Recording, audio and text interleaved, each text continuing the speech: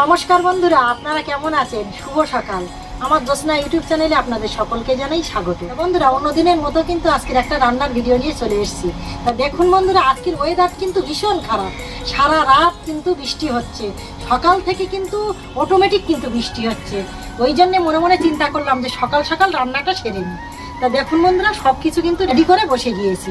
তা দেখুন বন্ধুরা, এই মাছগুলো কিন্তু আমি আগের দিন আমার খোকার বাবা এনেছিলেন, সেই মাছগুলো কিন্তু আমি রেখে দিয়েছিলাম ফ্রিজের ভিতরে। 6 পিস মাছ কিন্তু আছে, এই 6 পিস মাছ কিন্তু আমি রেখে দিয়েছি। আর 1 পিস কিন্তু ডিম আছে, এই ডিমটাও রেখে দিয়েছি।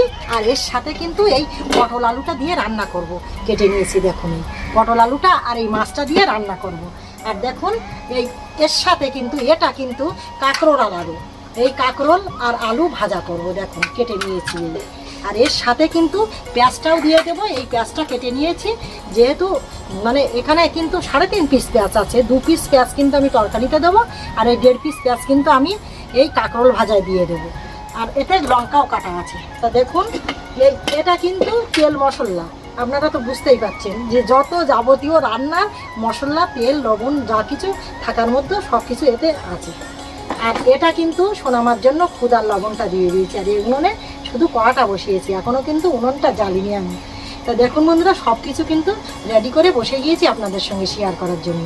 আপনারা তো জানেন যে যা কিছু করি না কেন আপনাদের সঙ্গে শেয়ার করি। বন্ধুরা, যেদিন দেখা যাচ্ছে নিরামিষ রান্না করি সেদিনও কিন্তু আপনাদের সঙ্গে শেয়ার করি।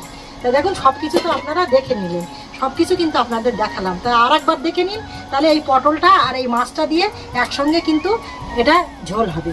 আর এই কাঁকরোলটা কিন্তু ভাজা হবে, তার সাথে কিন্তু পেঁয়াজ লঙ্কাটাও কেটে নিয়েছি। তা দেখুন বন্ধুরা, মেলা কিছু আপনাদের সঙ্গে বলবো না। যদি ভিডিওটি ভালো লেগে থাকে অবশ্যই লাইক, কমেন্ট, শেয়ার করবেন। পরবর্তীতে অবশ্যই দেখা হবে মন নিয়ে।